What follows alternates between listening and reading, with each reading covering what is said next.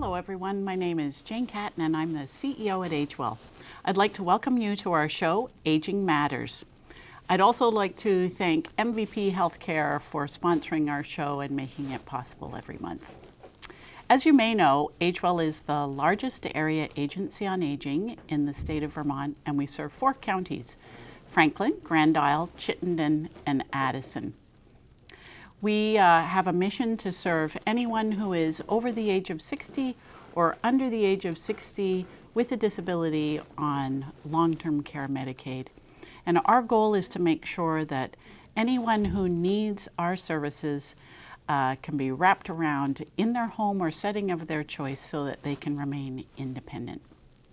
Every month on Aging Matters, we like to choose topics that are of interest to older adults or their family members. And this month, we have with us 2 guests who are experts in a really important topic that we'll be talking about this evening: caregiver support programs and the need for these caregiver supports throughout our aging services.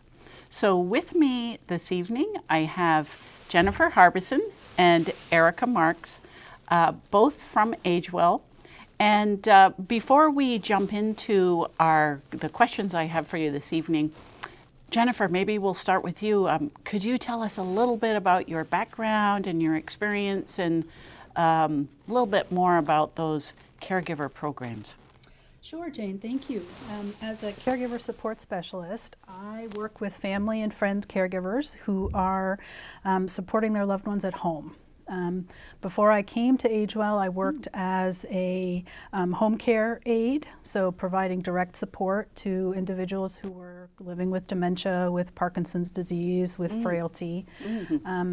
At AgeWell, I've also worked as a case manager, helping clients navigate services, including long-term care Medicaid. I'm also a graduate of the UVM End-of-Life Doula Professional Certificate Program. And I have a special interest in what I sort of call life planning, which is, supporting folks to get their plans in order, their advance directives, their financial powers of attorney, so that they can be in control of decisions about their life, even when they may not be able to participate directly. Wow, that is an amazing set of experience and skills and field work, so I can't wait to learn more about it. Erica, how about you? Yeah, thank you so much for inviting me. I'm so happy to be here. I have a master's degree in psychology, and I'm also a master trainer of adult learning, but I have a real passion for supporting caregivers. I actually have been supporting caregivers for over 30 years. I first started when I had my private practice. I had a friend who was an oncologist, and she came to me and said, I need help figuring out how to support the family members of all of my cancer patients. Would you help me? And I said, yes, I would gladly help you. So that was sort of my first entree into developing support groups for caregivers. I've been the director of volunteer services at AgeWell now for about 7.5 years, where my team and I recruit, train, match, and support approximately 1,100 volunteers. And I recently, within the last couple of years, created a special program specifically to train respite volunteers to support caregivers. Wow, more exciting background and information. I can't wait to get into it a little bit more. So, as you know, on our show today, our focus will be on supporting caregivers and caregiver programs. So if you can imagine, navigating that, as I've heard, can be either very gratifying, it can be incredibly stressful. So as I was preparing a little bit for this evening, I read a 2020 study by the National Alliance for Caregiving and AARP, a nice community partner of ours, called Caregiving in the U.S.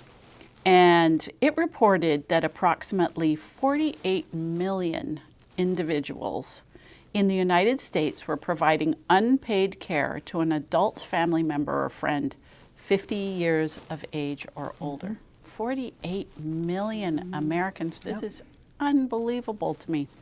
We also know that these numbers are rising, especially in the state of Vermont.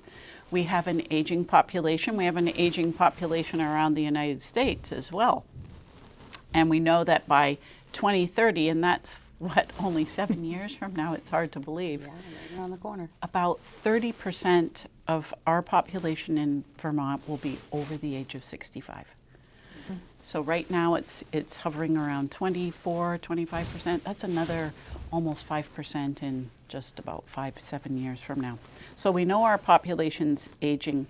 And again, while all of us have experienced caregiving at some point in our lives, we know it can be really gratifying. But the other side of that is stress, challenges, some barriers, and caregiver burnout too. So we want to avoid at all costs. So let's dive in a little more with that backdrop.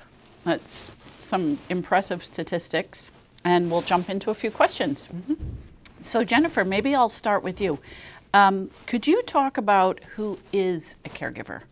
Well, Jane, as you just mentioned, many of us will be caregivers or will experience caregiving for a family member or a friend at some point in our lives. So a family member might need help recovering from a hospitalization or from a stint in rehab. A friend might need help recovering from an accident. So short-term assistance is caregiving. Caregivers often don't identify themselves as caregivers, however. So they say that they're only, doing their dad's bills, or they're just going grocery shopping for their mom, or that they're just taking a friend to a doctor's appointment and staying at the appointment to make notes. So of course, all of those things are caregiving functions. And we consider all people who are helping an older or a disabled adult to maintain their level of independence, to keep living at home. All of those people are caregivers. Of course, at the most intensive end of the spectrum, a family or a friend caregiver is someone who may be managing all aspects of an older person's life, from personal care to meals, to medications, to supervision, to finances. So many, many, many of us are caregivers in one way or another. Yeah, it's an awful lot, especially if there are higher needs, and we see that. So speaking about needs, what are your perspectives, Jennifer, on the needs of caregivers? Well, first and foremost, I think that caregivers need to be recognized for what they do and to recognize themselves for what they do. In many cases, what they do amounts to a second full-time job. Caregivers need skills training, how to be a caregiver. They need emotional support, they need social support, they need financial support. They also need regular respite, regular breaks, so that they can be resilient against burnout, so that they can take care of themselves, and so that they can continue to provide care for their loved one and to make good decisions for their loved one. So Jennifer, I know you work very closely with so many people who are caregiving. What are some of the challenges they're facing right here in Vermont? Yeah, the number one challenge I hear about from my caregiver clients is the lack of available respite options. It's hard to get a break. Vermont is experiencing a really acute caregiver shortage, and that makes finding respite care extremely difficult in any setting, whether it's in a facility, in an adult day program, or at home. Caregivers also face significant financial challenges, including the cost of respite care, lost income if a caregiver has to take time off work, increased expenditure involved in caring for their loved one. And then, of course, in a rural state like here in Vermont, the demands of caregiving often result in caregivers feeling very isolated. Oh, right. Of course. We're such a rural community, and simple things like transportation just to get to a social event is very, very tough. A real I think challenge. We learned about that in one of our other episodes around the social determinants of health, where transportation and living in rural settings also contribute. So I'm going to shift gears a little bit over to Erica, because Jennifer, you said something about respite. And Erica, I know that as you mentioned earlier, caregiving is very near and dear to your heart, and you've developed a national award-winning program called the Respite Volunteer Program, fondly known as the Respite Squad. And these volunteers help to support caregivers.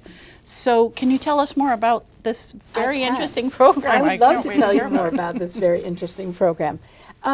Really to address the need that Jennifer is talking about, it's very apparent that there's a shortage of paid caregivers available to folks who are caregiving. But then even in addition to that, the cost of hiring a professional caregiver can be quite prohibitive for a lot of families. Most of the home health organizations that do have professionally trained caregivers have a 3-hour minimum for all kinds of good reasons. It makes perfect sense. And so our goal was really to design a program where we could train volunteers to provide the kind of support that caregivers and their families need. And they have some unique needs. So the training was to make sure that the volunteers walked away with the skills and knowledge that they needed, including understanding what is respite. You know, oftentimes people have misconceptions about that. They think that if I'm providing respite to Jennifer, that means that Jennifer has to leave the house when I go there. Otherwise, I'm not really giving her a break. But maybe what Jennifer needs is to take a shower and then go for a walk and get some fresh air. Or maybe Jennifer has some bills she needs to pay. Or maybe what Jennifer really wants is she's had a really bad night, she hasn't had a lot of sleep, and instead of her going to the grocery store while I'm there, maybe she wants me to go to the grocery store for her. So really understanding that respite, there's a huge story to be told there about what respite looks like. And it might be different every week when you go. It might be that one week I want you to stay with my loved ones so that I can get out, but another week it might be I want you to go out so that I don't have to. We really wanted them to understand about cognitive decline, cognitive deficits, dementia, and Alzheimer's, because oftentimes what tips the scale for caregivers is when it's no longer safe for them to leave their loved one home alone. That's when respite care becomes really, really critical.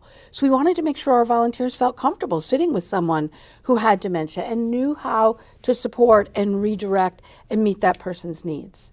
In addition to that, we do a whole huge section on communication because, believe it or not, only 7% of our communication is verbal, 93% is nonverbal, and we wanted to make sure that the volunteers could accurately read the room, if you will, and be able to pick up on cues and be able to communicate in a myriad of ways, not just with their words.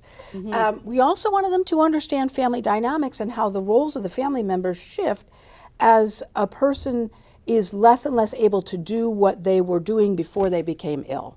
We wanted them to understand grief and bereavement. In particular, we wanted them to understand that a lot of the grieving starts before a person dies, and that there are lots of little losses all along the way, and that you're going to see how the family is impacted by that. And then we also wanted to make sure they had good boundaries and they knew how to set good boundaries for themselves, because the truth is they kind of fall in love with the family that they're providing respite to, and the family kind of falls in love with them. And before you know it, their role is expanding, and we want to make sure they're clear about what their role is and that they're identifying other needs and communicating them back to us so I can refer them to Jennifer on our caregiver specialist team and make sure they really do have those wraparound services that Jennifer was talking about. Wow. So it sounds like a really great sort of integrated approach to caregiver supports and how close the communications have to be. Erica, you talk about how the respite squad can support some of the caregiver shortages. Is the squad just a local program, or is this expanding maybe a little bit? Well, fortunately here in Vermont, this is one of the wonderful things I love about living in Vermont, is that if anyone has a good idea that makes a difference, the community is small enough that we talk about it, and then before you know it, it kind of spreads like wildfire. And we're very fortunate because at Agewell, we currently have a contract with Dale with the state to help the other area agencies on aging recruit and train their own respite squad volunteers so that no matter where you live in the state of Vermont, if you're a caregiver and you need respite, there should be a volunteer that will be available to help provide that break for you. And I understand it's going very well, so It is indeed. We congratulations just started on we started a class this past Wednesday where we're training a new round of folks. So we're very excited about it. that's fantastic. So this is a really important question for our viewers out there.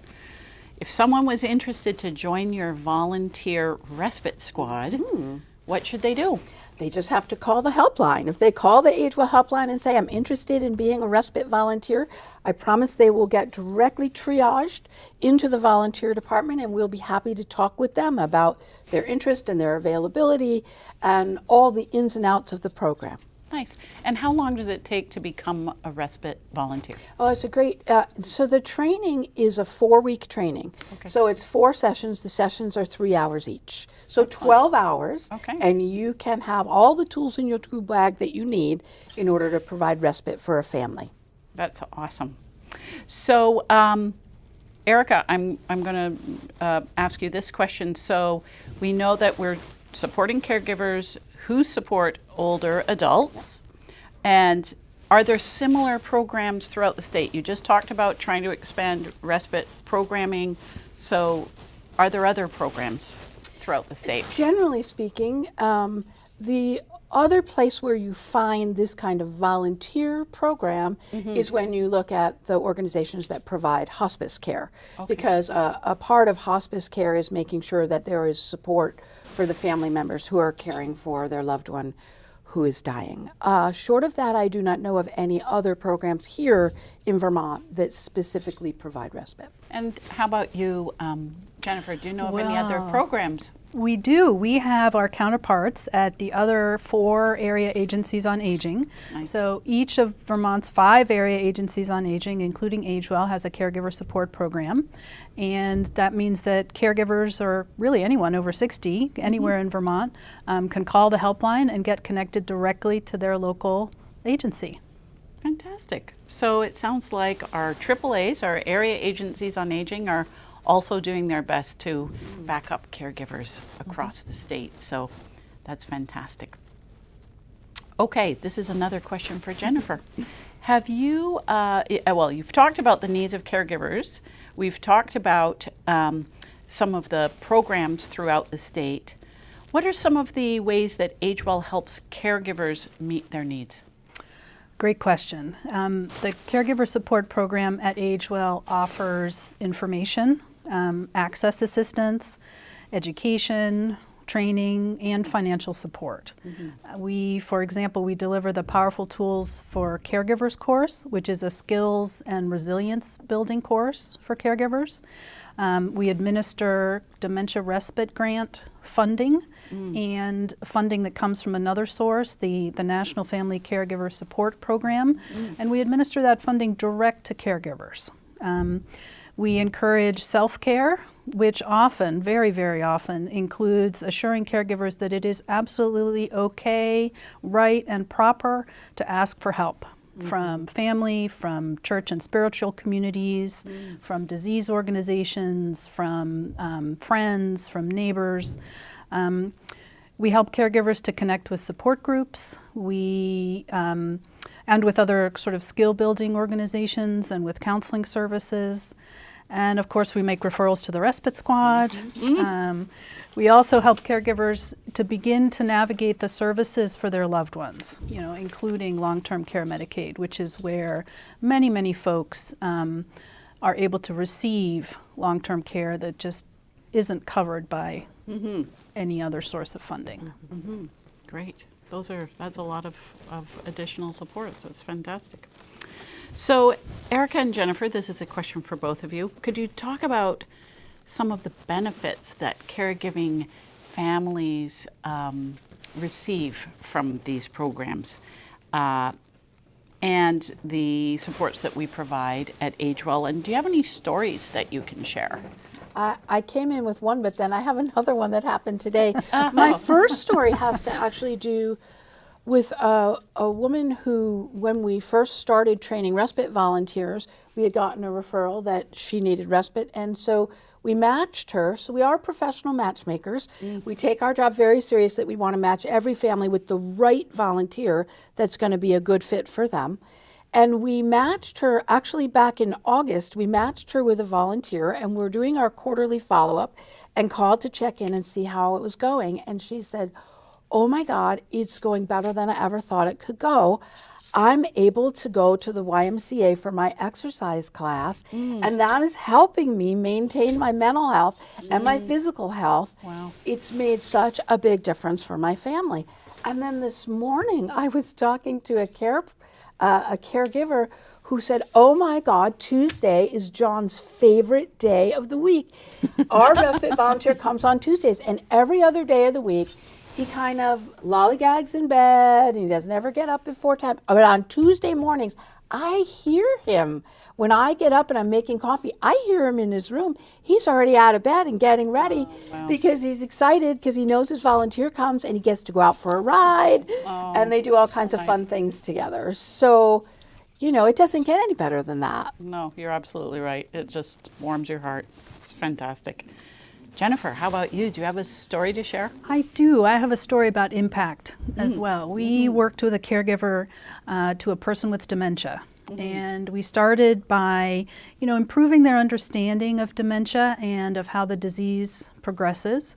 And this meant that the caregiver was able to plan, to kind of understand a little bit about what was coming, and therefore to organize their life so that they could really prioritize what was important to them and to their loved one. We were then able to give a respite grant, which allowed the caregiver to hire help for 2 afternoons a week. And on 1 afternoon a week, she met friends for coffee and chat and played some board games. And the other afternoon was able to, go out and attend a counseling session, for some of that important emotional support. And, what the caregiver told us was that, with this support, they were able to keep their loved one at home. They were able to breathe a little bit during that time, and that, they were able to keep their loved one at home longer than they would have otherwise been able to. That's a great impact story. Wow, so impressive. All of the resources, all of the backup, the creative programming. I think it's fantastic. So just before we wrap up, I'm going to ask each of you if you could offer one piece of advice. What would that be, Erica? That one for me is easy because I have a hard time asking for help. So I relate to all those caregivers who have a hard time asking. So my advice is let yourself accept help when it's offered. It's way too big a job to do solo. It's a great piece of advice. It's so hard to take help sometimes, especially when you're used to managing your own life, living in your own home for so long, managing with your partner or your loved one. Asking for help is really tough. So I think that's a super piece of advice. Jennifer, what's your advice? Very closely related to Erica's advice, I would encourage caregivers to seek support early and often.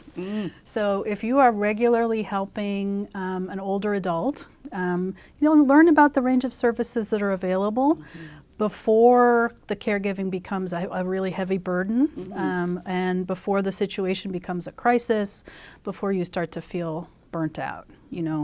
You can come to us at the caregiver support team and we can have one conversation with you. It can be a one and done, or we can work with you over a much longer period.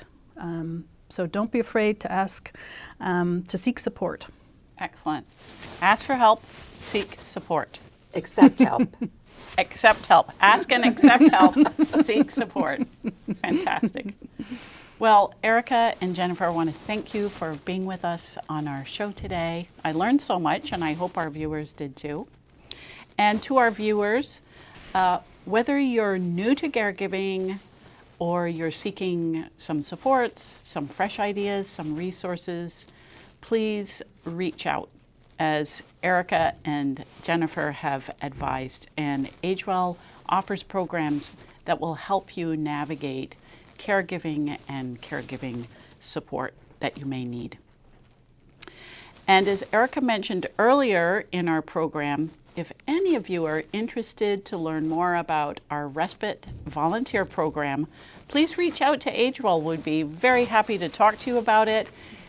Call our volunteer department or simply our helpline at 1-800-642-5119. And as always, remember, if you, a family member, need any kind of supports to help you stay well and healthy and independent in your home, please call AgeWell. We're here to help. I hope you enjoyed our show this evening on Aging Matters. We look forward to seeing you next time, and I thank you.